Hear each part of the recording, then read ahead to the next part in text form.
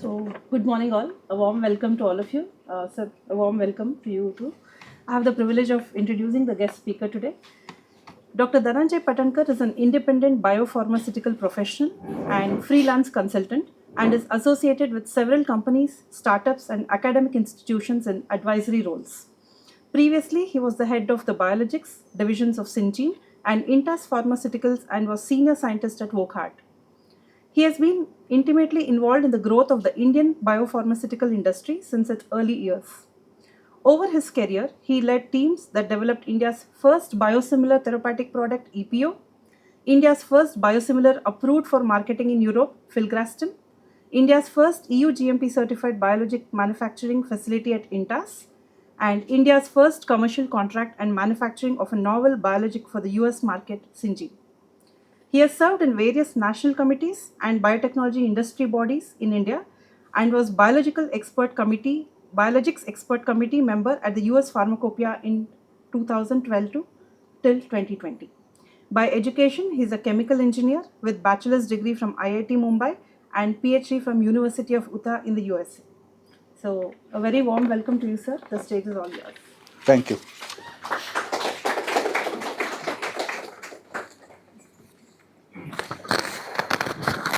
Thank you, Hrividya, for that introduction. Thank you, Dr. Balganesh, for the invitation. Thank you, Sukumar, for giving us a little bit of background about Dr. Ramchandra and the history of Gangajan. One of the things that you mentioned was how he protected you from the external turbulence and allowed you to focus on the scientific aspects. And that was one of the things that I hated about being a manager and getting promoted, which is that you perform well and then you're promoted to manager and then you're dealing with these external turbulences instead of doing the things that you actually like to do, which is the scientific work. So that's in a way, you can say, the punishment for doing well and getting promoted is having to deal with uninteresting and sort of problematic things. But anyway, there are benefits to it also. So this title essentially says that I'm going to talk about multiple topics one after the other. So it's really kind of three topics which I have at different times given as separate, not 1 hour presentations, but really they are 15-20 minute presentations. So I've kind of combined them, and I guess we have like about an hour or so. 45 minutes. 45 minutes, okay, fine. So let's talk about, so I'll talk about three topics: monoclonal antibody manufacturing costs, shrinking timelines in early stage development, and then also some CMC and GMP requirements in early stage development. A lot of the examples that I'm giving today will be from the monoclonal antibody segment, which I know is not really your core area.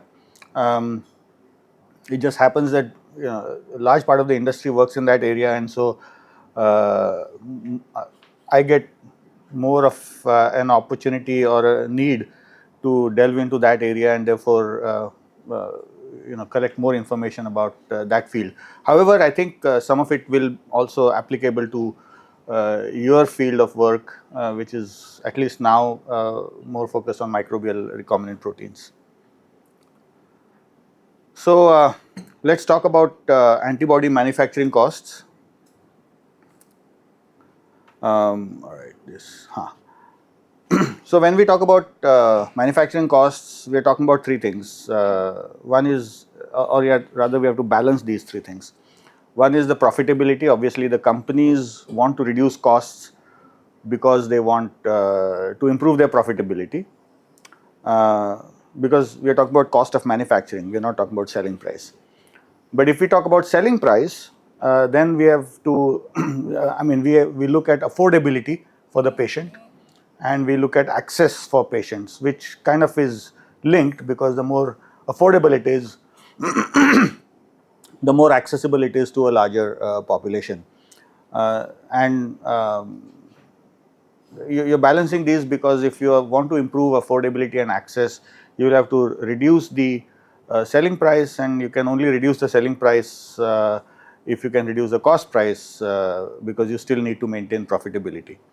Now, for novel antibodies, in the traditional areas like cancer, autoimmune diseases and so on, the cost of manufacturing is not really a big concern.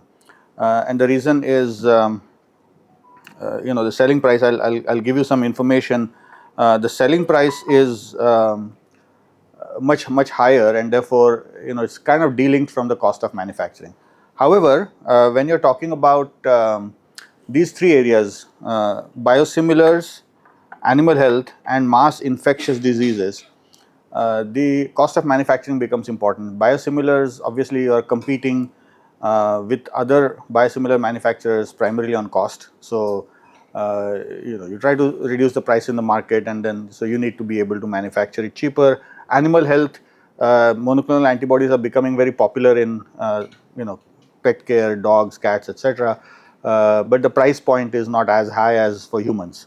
And then mass infectious diseases, that there was a antibody cocktail approved for COVID-19, and in future there might be for other infectious diseases. You obviously can't sell it for lakhs of rupees, which you can do for cancer, for instance. So in these areas, the cost is important, the selling price is important, and therefore the cost is important. Let me give you some numbers. Oh, not here.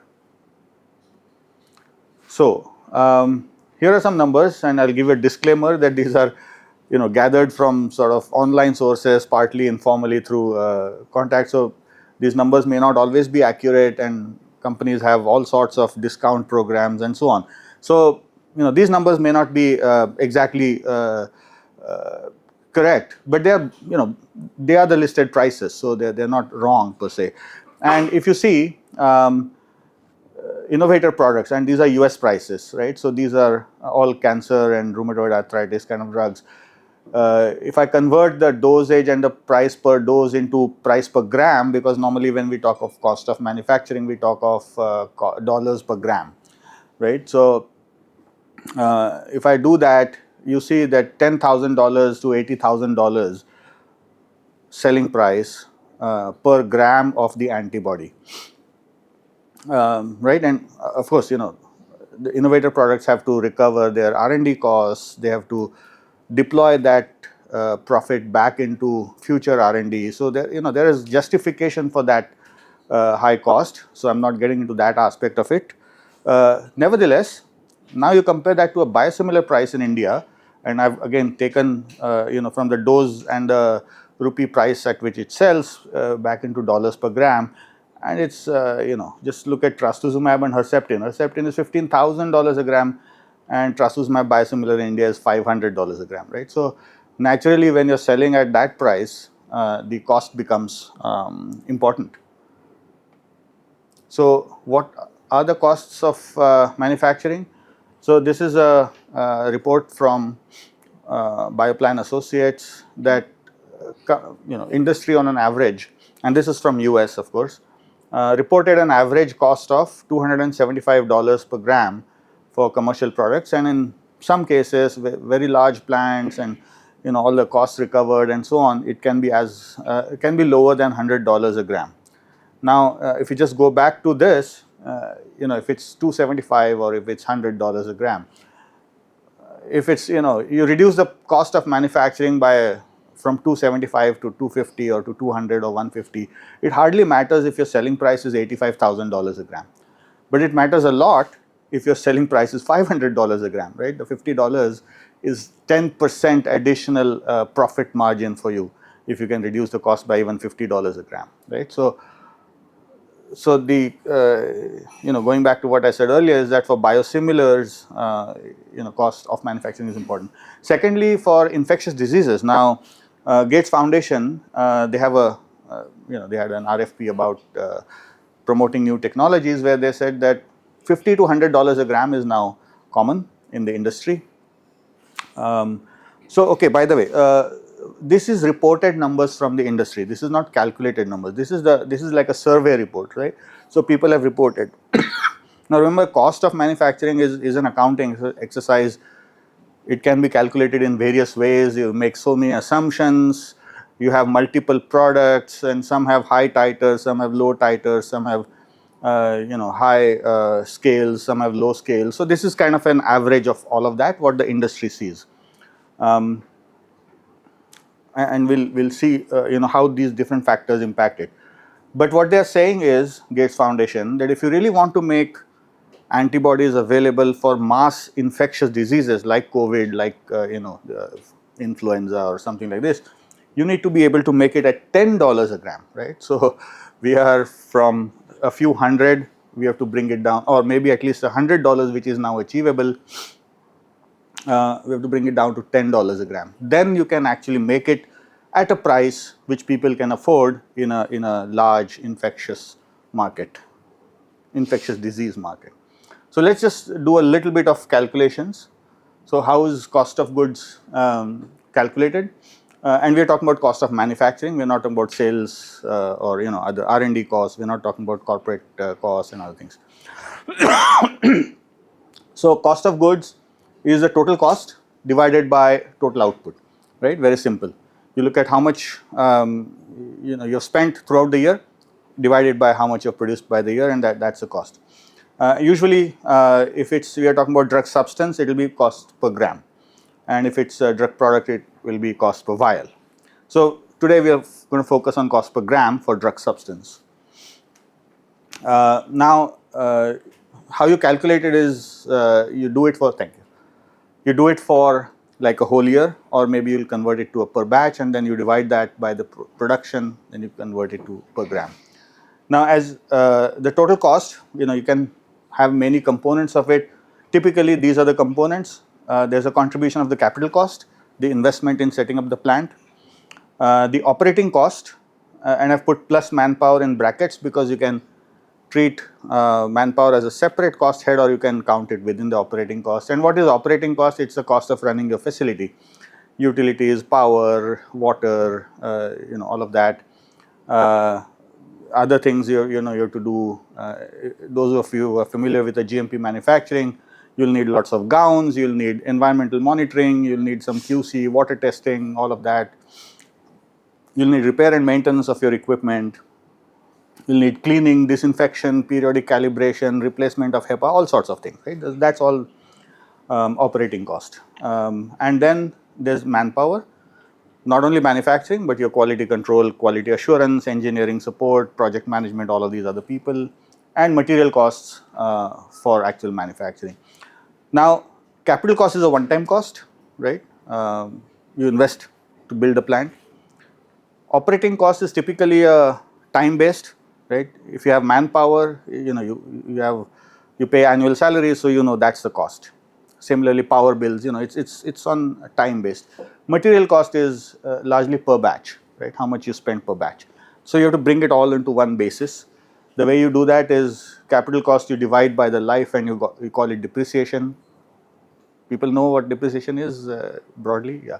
So anyway, you basically annualize that cost, and then material cost you can convert into time based by multiplying by the number of batches, or vice versa. You can take the annual cost and make it per batch by dividing by the number of batches, right? So that's how you get the total cost. Sorry to interrupt you. Yeah.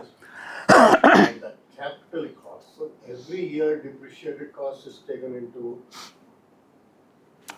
Yeah, I mean, very simple thing is if you have a 100 crore investment and you have a life of 10 years, you just allocate 10 crore every year. You can do some accounting jugglery within that, but yeah, right, in principle, that's okay. So, and then what do these, what impacts the cost? What are the factors that determine the cost? One is the facility design and output. What's the scale of the facility? How is it designed?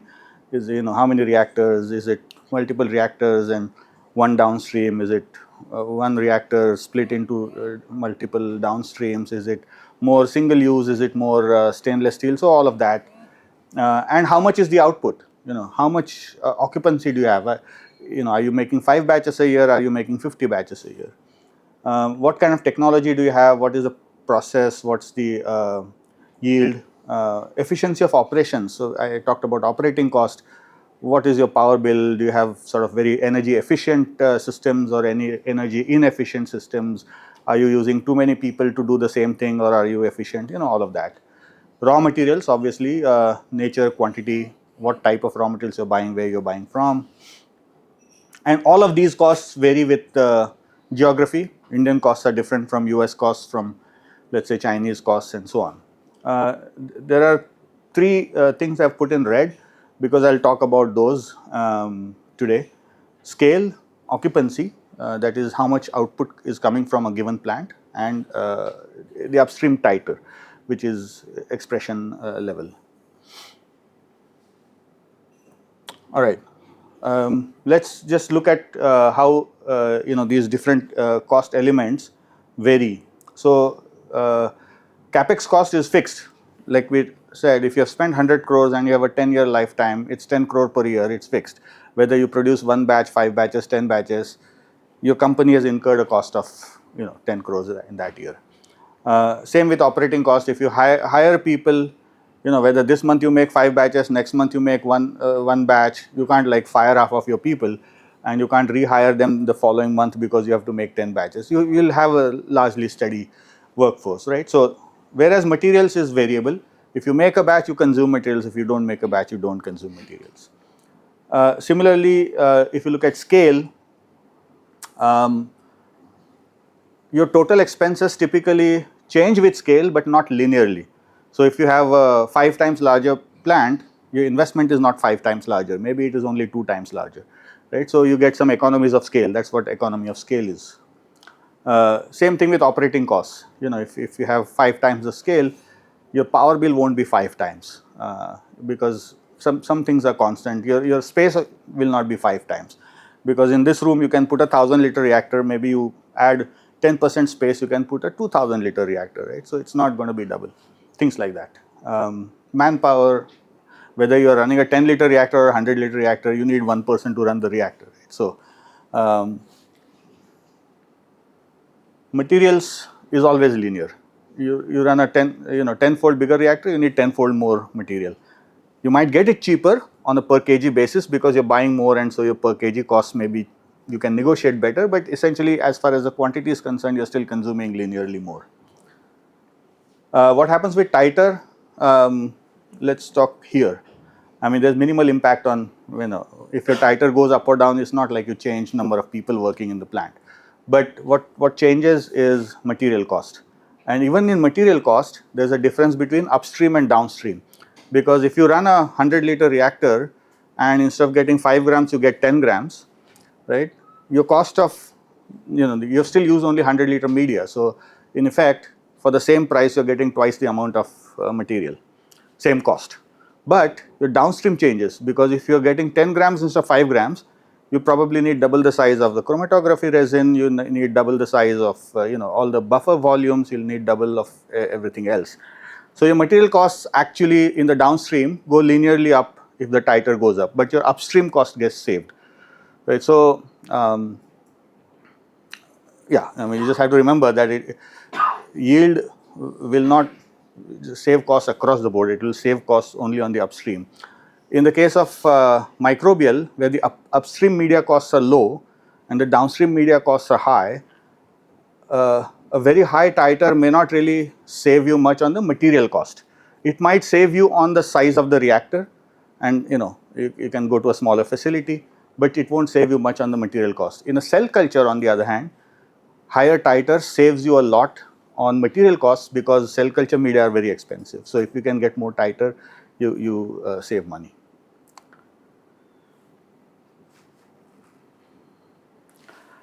Here's a hypothetical scenario. These numbers are not sort of true numbers from any given plant, but they are broadly in the range of what a plant would cost. So if you have this is a monoclonal antibody plant, obviously, 3 into 5,000 liter reactor, 1 downstream, 5 grams a liter titer, and then 50 batches per year, that's 1 ton total output. That's a very hypothetical scene. Actually, no company in India is making 1 ton of antibody probably a few, maybe Biocon is making, but they have much larger facilities. Maybe even Biocon is not making. And then I've made some assumptions on total investment, 75 million, that is 600 crore. Again, as I said, may not be exactly correct, but they're broadly in the ballpark. 300 people earning some 10-15 lakhs per person. They're not necessarily earning that, but that's what the company is spending, because the company also spends on training, insurance, transportation. So cost per person is not the same as salary per person, right?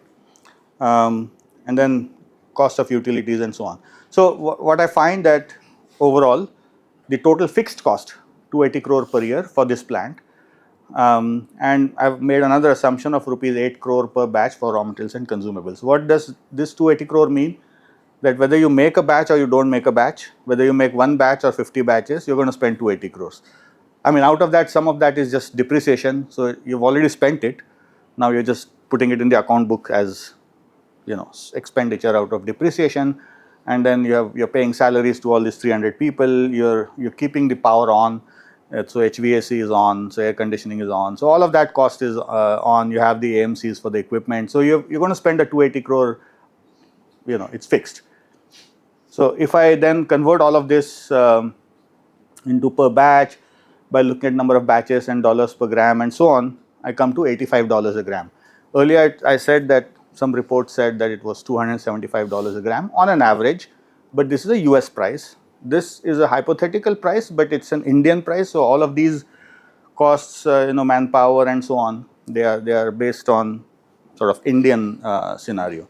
So which clearly shows that manufacturing in India is cheaper compared to manufacturing in the US. But again, a given company may not have this price because they may not have this scale, they may not have exactly operations like this. You also see the percentage contribution, and you see that material contribution is almost 60%. If you see any US presentation on manufacturing costs, you will find that material cost is actually much smaller, and manpower and facility operation is much higher, because their salary levels are higher and their costs of even capital investment is higher. So that changes. So this is like a hypothetical case, and this is how you calculate manufacturing costs. Is this, again, sorry, I interrupted. No. If you looked at this as a GMP cost, Yes. if you did it as a non-GMP, how would it compare? Right. I haven't done that calculation. Material cost will be the same, right? Because whether it's GMP or non-GMP, maybe it's really a little lower. You won't have all the testing costs and other, release and all of that, and maybe you won't buy the same material. 20%? On the material cost, it may be only 5 or 10% less. Facility operations will be significantly lower, because if you're not running a clean room, your power costs will be, like 1/4 of GMP. Your manpower will be less, because in a GMP environment you have all this segregation. Upstream people are different, downstream people are different. Many people doing calibrations. All of this you're not doing, so this will be less. Manpower cost, because fewer people. Depreciation will be less, because again, if you're not building it as a GMP facility, you can build a non-GMP facility of the same scale at let's say at least 25-30% lower price. The equipment will still be the same, but your clean rooms and HVAC will not be equal. So if you do that, but because the materials are 60%, that will still remain. So my guess is it will come down by 15-20% GMP, non-GMP. So then, as a fun exercise, remember these numbers: $85 a gram, and a hypothetical, but realistic. I did some scenarios. Okay, so this is all these hypothetical case, and these are my own calculations. They are not from any publication or not from any company. So I looked at this is the base case, slightly different from the base case, but what you saw on the previous page. So I said, okay, let's say it was a 5 KL plant into 5 grams a liter titer and making 50 batches. let's say you have, but that produces 1 ton, actually 1.125 tons, right? But let's say you don't have that much demand. You have only 500 kilograms demand. So it's the same plant, same process, but you're making fewer batches. Your cost goes up. Why does it go up? Because your fixed cost is 280 crore, you are dividing it by lesser amount. So your, but your material cost, that's per gram, so it doesn't matter. But your fixed cost is now spread over fewer, fewer grams being produced. So if you see, and then I looked at what if you have a 10 KL plant, what if you have a 2.5? So I basically doubled everything, 2.5, 5, 10. Then tighter also I did 2.5, 5 and 10 grams per liter. Nowadays 5 is fairly common, 10 is still aspirational, although some people claim, right? So let's look at this scale. You're starting, if you build a large plant, right? 10 KL plant, very large, into 3 reactors. So, you have 30,000 liter upstream capacity and you have very high titers. So, which means your production capacity is very high. Your production capacity, this is actually your production capacity. This is the full occupancy, will give you 4.5 tons. But let's say you don't have the market for that. You have only a market for 300 kilograms. So, you're making 300 kilograms. So, your cost actually is now $200. Why? Because you have a large plant, large capacity, but you're underutilizing it. Whereas, if you were utilizing it fully, the same fixed cost gets divided with this much larger, instead of 200 kg, it gets divided in 4,500 kg. So your fixed cost comes down and your actual cost is $51 per gram, right? So you improve the occupancy of a given plant for the same process, you find that the cost keeps coming down. So it's very important to realize that occupancy of a plant is actually the biggest contributor to manufacturing cost. You have to keep your plant occupied. If you have an idle plant, you incur all this fixed cost. I also looked across, so let's say you have 281 kg as your demand in the market, that's what your company can sell with the products you have.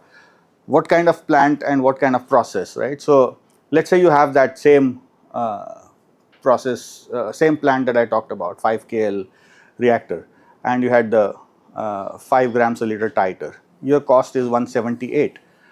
But if you are able to develop a better process with a double the titer, you can come down to 164, right? So there is some gain. So as I said, for a given plant and process, doubling the utilization, as we talked about here, reduces the prices by 30 to 40%, rather costs, not prices.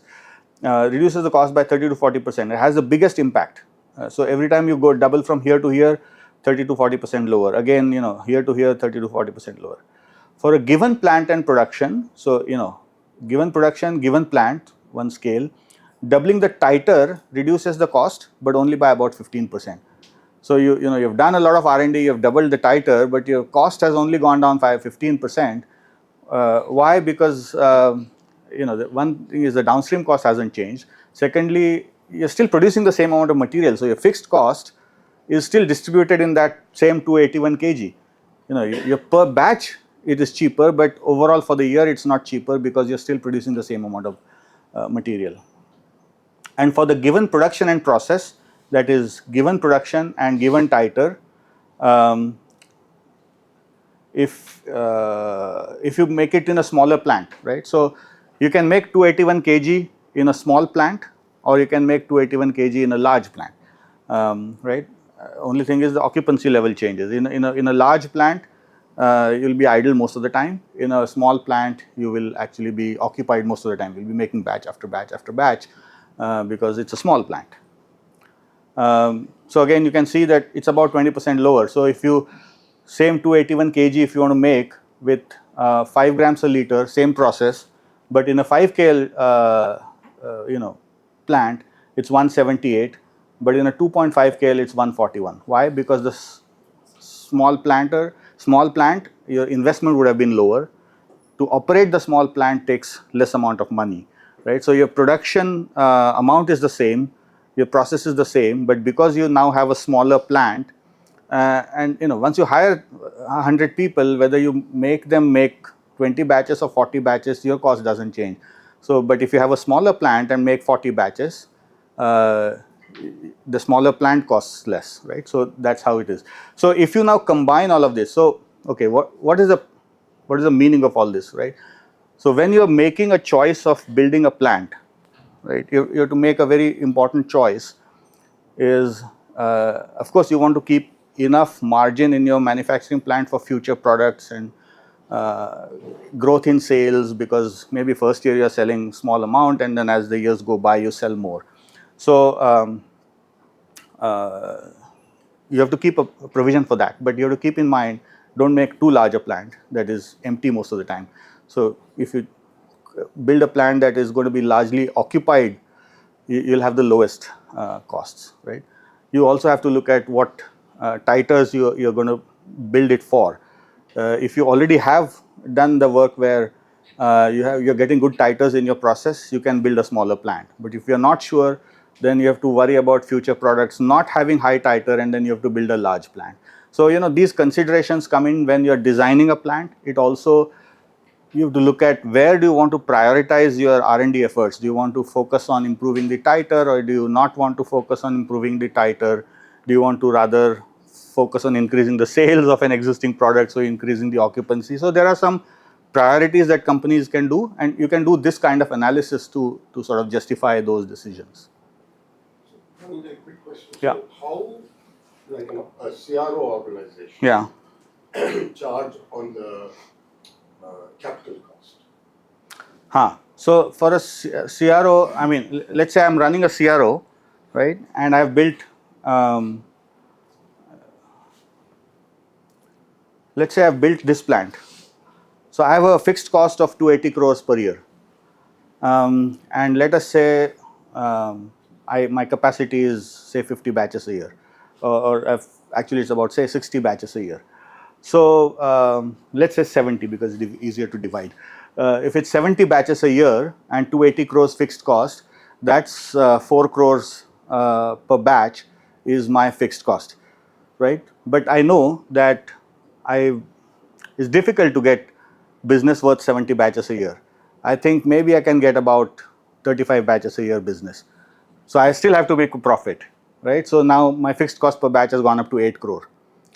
So I'm going to charge you 8 crore plus materials, right? But that 8 crores will come down on depreciation, or you don't apply it? No, it will not come down by depreciation, because the depreciation is a cost I'm incurring anyway, right? So, but I have to recover this 8 crore from 35 batches. So I will charge the 8 crore. Now, if I end up not making 35 batches, then I won't recover the 280 crore. But if I somehow get a good deal and I'm able to make 50 batches, then I'll be rolling in money, because I've actually priced it so that I can make a profit at 35 batches. But now I'm actually making 50 batches, then I can make much more money. And then of course the client will negotiate, saying you probably assume 50% occupancy, I'm giving you 75% occupancy, so you have to reduce the cost. So all of that happens. But yes, a CMO will recover this without knowing that they will not be fully occupied. So this plant occupancy 100%, though that's theoretical number, what is actually a good number? So for a mammalian reactor, it's about 20 batches per year per reactor. For a microbial, I'd say 50 or more. Right? I mean, E. coli batch is what, like 24 hours, right? You include some cleaning and transfer, etc., 3 or 4 days. Easily you can make 2 batches per week. So 52 weeks, you take out, some for shutdown, maintenance, and so on. Even if you take 40 weeks of working, that's still 80 batches you can actually theoretically run. But your downstream probably doesn't get over, right? If your downstream is 5-6 days, then your constraint is not the upstream, but downstream. And then maybe if it's a week, then you're back to that 50 number. That's why I say 50, because 1 per week, considering downstream is the rate limiting step there. All right. So how much time do I have? Another, yeah. So we'll talk about early stage development. This is typically what early stage development for first in human looks like. You have a cell line development, you have a process and analytical development. then you do some qualification of your methods, and this red stuff is sort of non-GMP, right? And then you do your engineering batch, which is a tox batch, which you can make under non-GMP, or you can make under GMP, or you can make in a GMP facility but without GMP controls. So it's kind of, that's why it's shaded in both colors. Your MCB preparation is a GMP activity.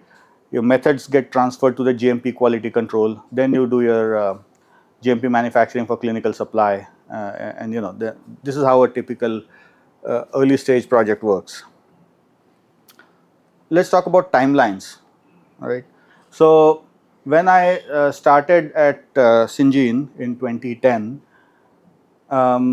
we had actually spoken to other clients, and if we proposed 18 to 21 months for what is called as DNA to IND, that means you have the gene sequence, and again I'm talking about mostly monoclonal antibodies, but you can sort of extrapolate it to recombinant proteins.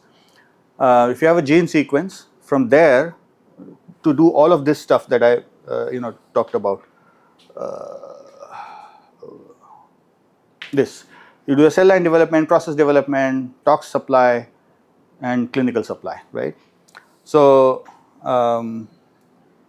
about 18 to 21 months. By the time I finished up at Syngene, that number had come down to 12 months. Meaning the expectation, what Syngene does is a different question, right? Whether they can actually meet this or not. But that's an expectation today. Today, if you go to some client and Syngene sends a proposal saying, I'll take your project and I'll, you give me the sequence, I'll deliver you the GMP clinical supply material, and I'll take 16 weeks, 16 months, they'll probably throw your proposal in the dustbin, right? Because if it's not 12 months or below, they won't even consider you. So that's now the expectation, and there's now a new thing. Well, it's now fading away, but 2-3 years ago there was this talk of a pandemic pace, right? That's 6 months. How did we reduce this? So from 18 to 12 is largely by improved processes. So particularly for monoclonal antibodies, as you know, antibodies behave similarly. One antibody versus another, they have more or less the same molecular weight, same structure, similar analytical methods work, same type of impurities, same type of process. So they have what is called as a platform process. So, and the cell line development, which earlier used to take a year, now takes 3 to 4 months. Because they have improved the technologies. You have to do less screening. By and large, you do it, you get a good clone, right? So you have to do less effort. So improved cell line development, more use of platform technologies, and so on. It came down. The pandemic was more about risk based. So you're taking many risks. You're actually eliminating certain steps and just going ahead, right? So, but you can bring it down to 6 months. Of course, now people are thinking, well, if you could do it then in 6 months, why can't you do it now in 6 months, right? Okay, you took some risks. Maybe those risks are not acceptable in a normal situation, but maybe some of those principles can be applied. So maybe it will not be 6 months for regular times, but it will be 8 months, 9 months, right? Because some of the knowledge that you gained of how to reduce the timeline, you can apply in normal times. Here's an example of, this is how the different timeline works for 12 months. This is from this paper, and this is how you can do it in 6 months. So, there's all these risks. So, for instance, no pool screening. So, you know how cell line development works, right? You transfect, and then you get a pool, and then you do single cell cloning. So, here they're saying, don't bother with pool screening, because normally they screen multiple pools and select one. They're saying just directly go for monoclone, right? No cell line stability. Modern technologies give you stable cell lines, so no need to do stability, just go ahead with whatever comes best. For toxicology study, use pool of cells. So, you have a pool, you have not yet done the individual single cell cloning, you produce material, you run a 10-liter batch, you send it for tox, right? And if you say, well, anyway my cell is going to come out of this pool, so I don't need to repeat the tox, I've done it. So while your process development is on, while your cell line development is on, you've already finished the toxicology studies, right? So there's all these, but these are risk based, right? And you can do it in pandemic, maybe not during normal times. But somebody may come up and say, hey, why not in normal times? There's a scientific justification, right? So that's how you can do that. Oops. Here's an example for vaccines. But Dhananjay, does the cost also come down when you shrink timelines? For the things that you don't do, the cost comes down, obviously. But if you're using some high throughput equipment and so on, the cost may go up on some elements because you have to buy some fancy equipment for high throughput work. But yeah, if you skip something, then you obviously save that cost.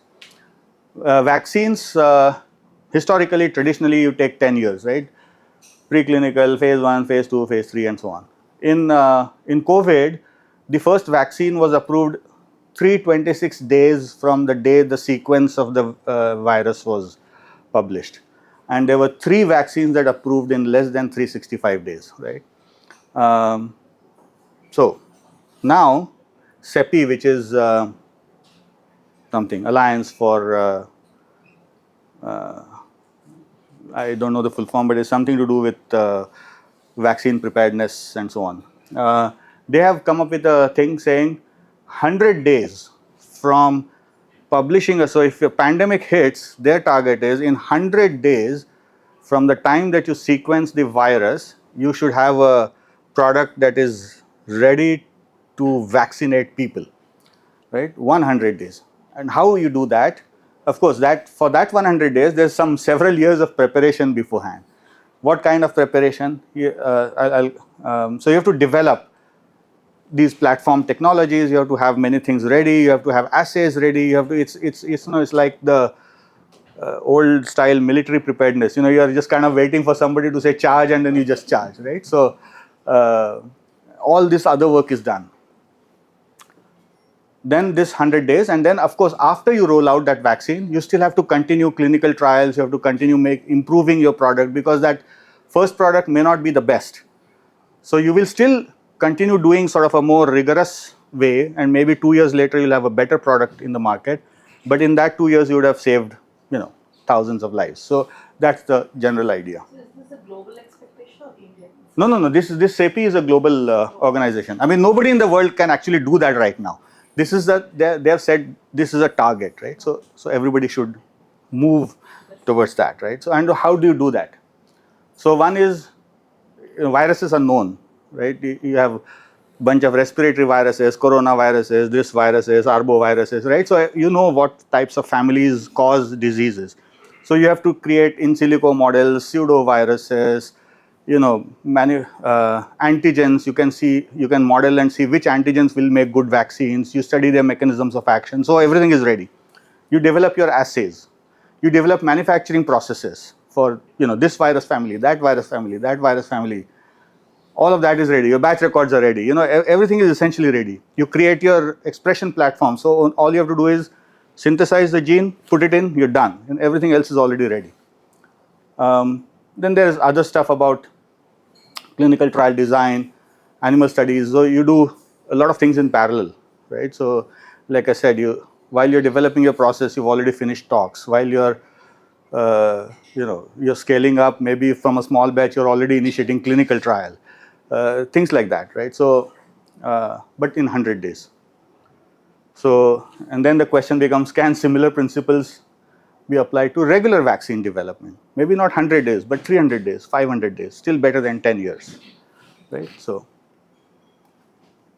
and this is my last topic, another 10 minutes. Early development CMC and GMP, right? So,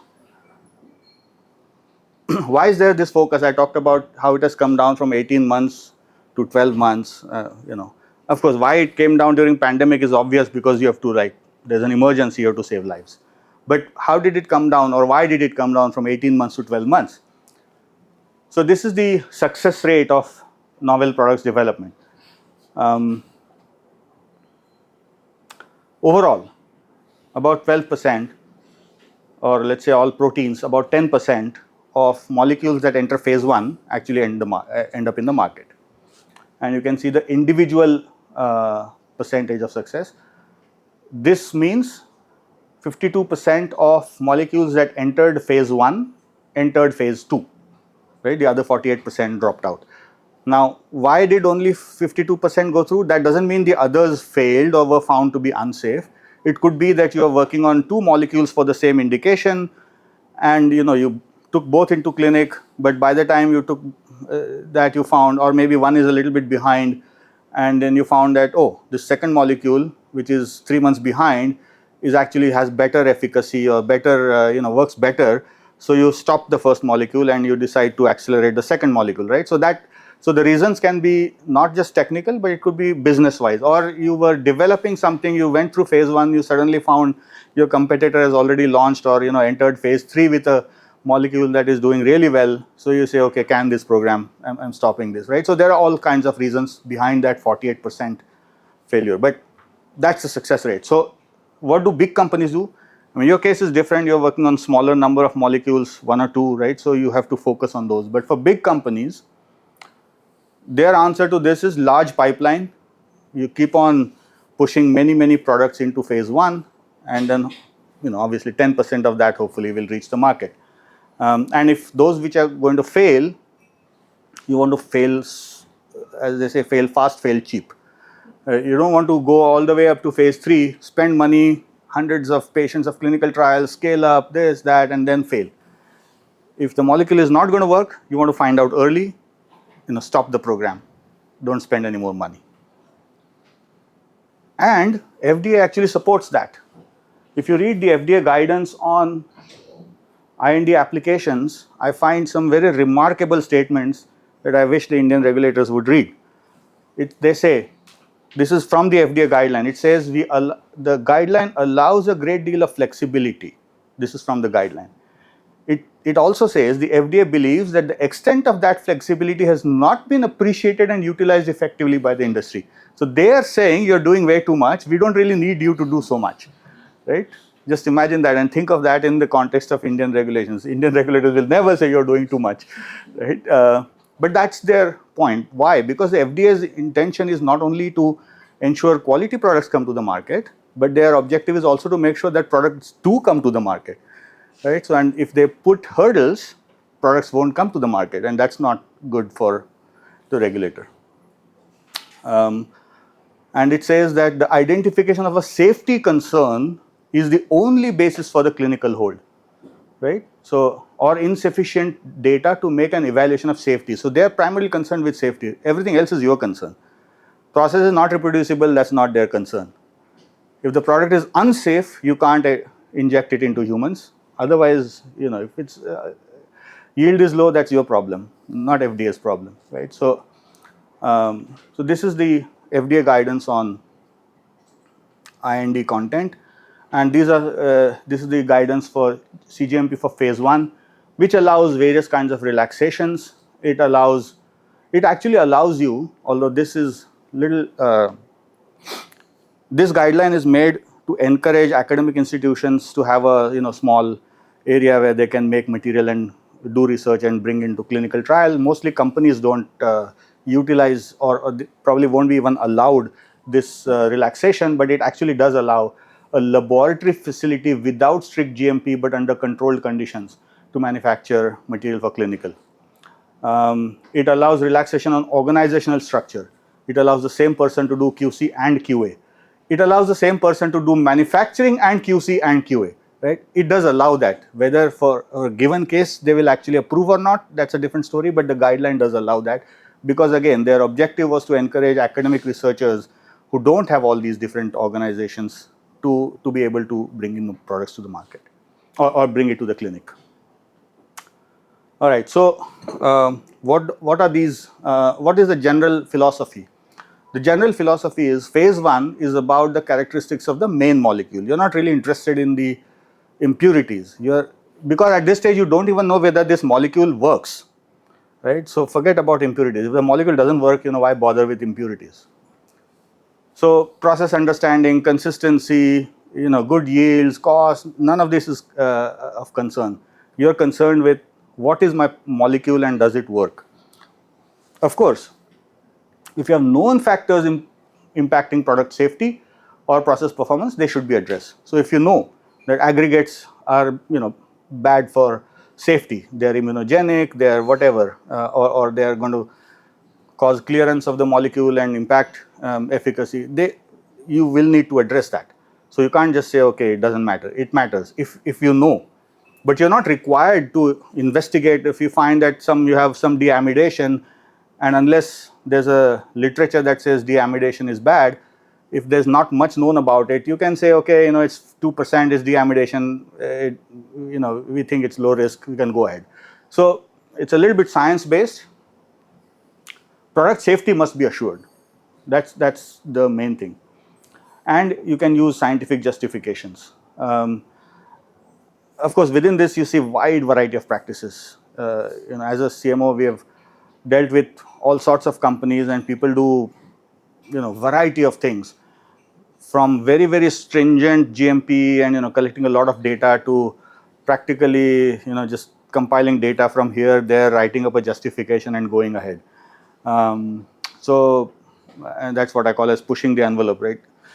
Will this be allowed, will this not be allowed? And there are companies that say, okay, let's take a safer route, and there are companies that say, yeah, let's try, right? And they'll just go forward. Indian regulations, of course, are a lot more rigid. We still don't have a proper regulation for novel products. We still have largely the generic or biosimilar mindset for regulations. Few expectations on phase 1. So cell bank, generally MCB, nobody makes WCB for this stage.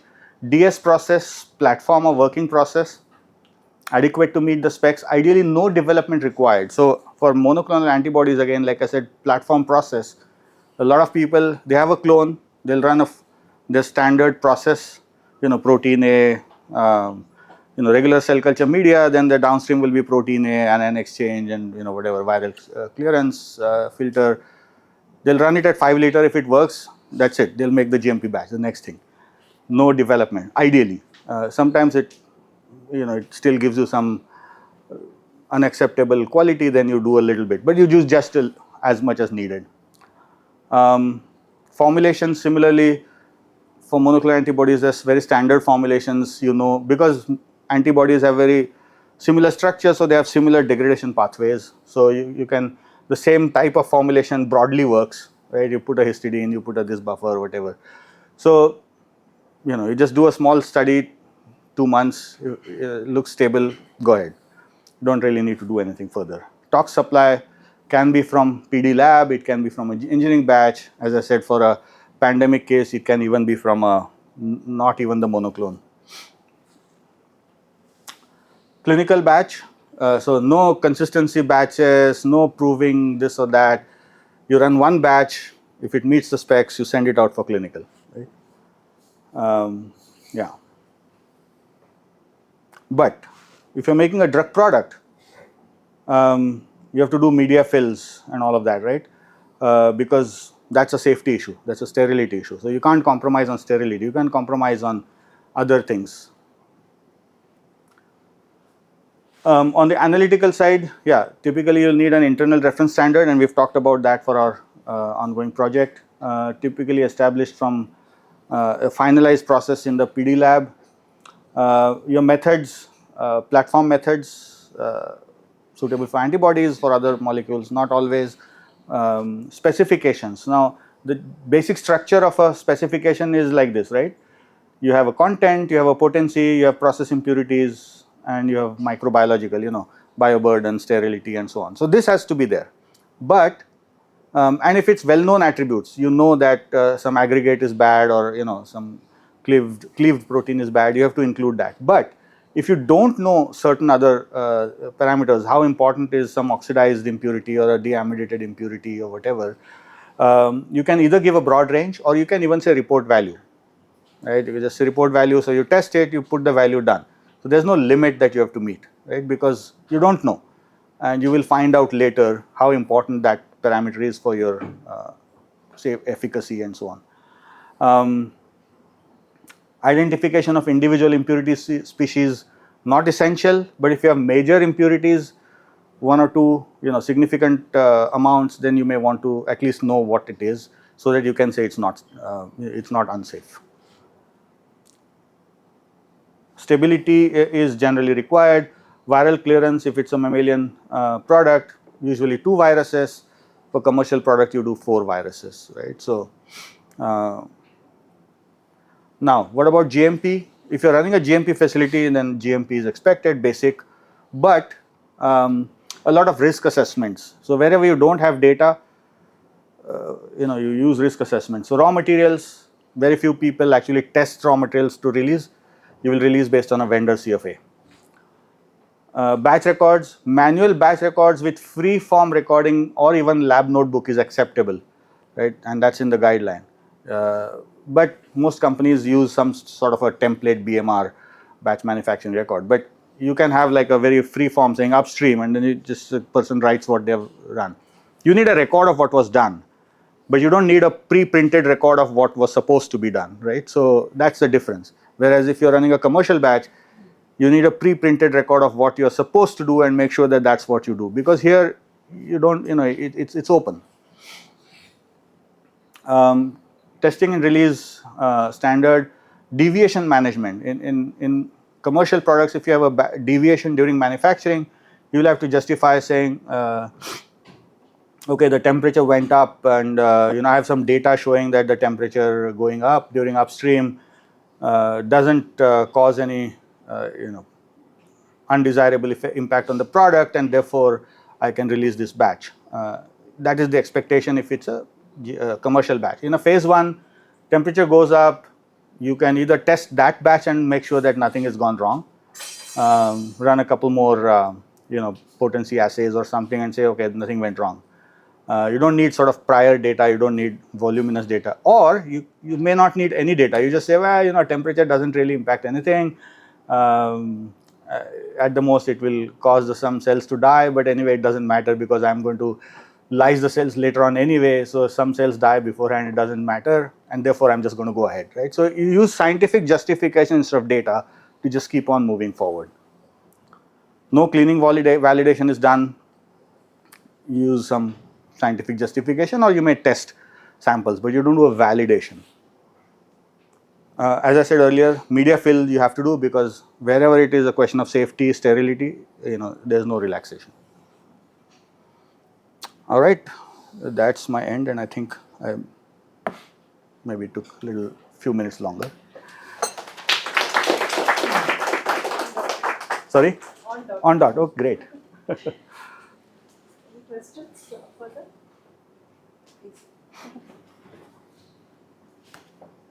How much have you been able to influence regulators? Indian. I've tried hard. There are a few things that have happened through efforts by many different people over prolonged periods. There are some things which are, so for instance, this novel, giving concessions on novel products and not insisting on all this consistency and so on. This is an effort we've been talking to regulators for years now. Hasn't yet happened, but hope springs eternal. One day I'm sure it will happen. With the biosimilars, we have had good success. If you look at the biosimilar regulations, I think we've had good success in bringing in sort of meaningful controls and removing some. So there is a dialogue or scope for it. Yes. I don't mean a Syngene. I mean No, regulators and industry. yes. No, I'm saying that because I've been actually part of many of these efforts. Right. So, we go to the regulators with recommendations. They sometimes call for meetings. Sometimes we just go on our own, talk to them. Then they'll say, okay, send us a proposal. Then when an individual company goes, obviously they don't, they can't do much about it because they can't be partial, right? So they'll then tell you, okay, come as an industry organization. So 4-5 companies together go. They listen, and then sometimes they bring those changes. Upstream title bids are still the cost will remain the same, but downstream batches will increase. What about quantity testing? Sorry? Quantity testing. Yeah. So, I mean, I gave some little bit simplistic things, but yes, if you can reduce the number of batches, then your testing requirements go down to that extent. Are you talking about number of downstream batches? Are you talking about size of downstream batch? Number of downstream batches will increase and the cost will increase. Yeah. Similarly, what about quality testing? Yeah. So, for instance, if you have double the titer in the upstream and you decide, but your equipment and columns and so on are of the same size, now you have to split the upstream into two downstream, right? So, you are making two batches and you are releasing two batches. But before, let us say you had the 1x titer, you would have made two batches anyway and you would have released two batches. Now you have 2x the titer. So upstream has gone from two batches to one batch, your downstream is still two batches, your testing is still two batches. So you have not really impacted that cost. What you have saved is only the upstream material cost. But now if you feel that you, instead of doing it this way, you can also fill double the quantity of resin in the same column or buy a bigger column because your chromatography system can give you better flow rates. So now you have doubled the titer, but now instead of running two batches, you're running it as a single pass. You've doubled the size of the downstream, and you're now that 2x quantity is coming out at the end as one batch. So now you're only doing one testing and release, right? So your cost of testing and release now is become half. Your downstream cost has not become half because you are using double the resin and double the buffer volume. Upstream has become half because same media, double the output. Testing has become half because one sample and testing. You are not able to do the doubling of downstream, so the quality control cost also will increase, right? It will not increase, it will just remain the same, right? I mean, you were making two batches before, you are still making two batches. So, Slide number 26, you had mentioned about the stability. So 3 batches are not required for phase 1. yeah, because you are not making three batches, right? In phase one, I'm talking about US, EU requirements, not India. You make one batch and you supply it. So you put it on stability, but you don't put three batches because you don't make three batches.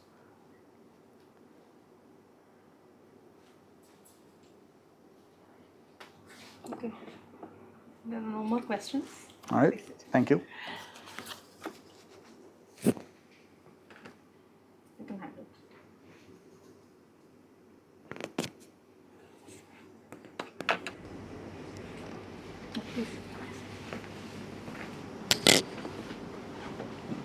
Thank you, sir, for this very lucid and very informative talk, especially at the stage which we are in the project right now.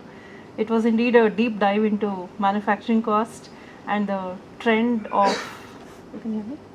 And the trend taking over about the shrinking timelines, and also emphasized on how we have to read between lines that offer what FDA is offering us to, get the flexibility what industries have. So thank you very much for taking time and taking us through this presentation. I'll now request Sukumar to hand over a small memento. Doesn't it look small?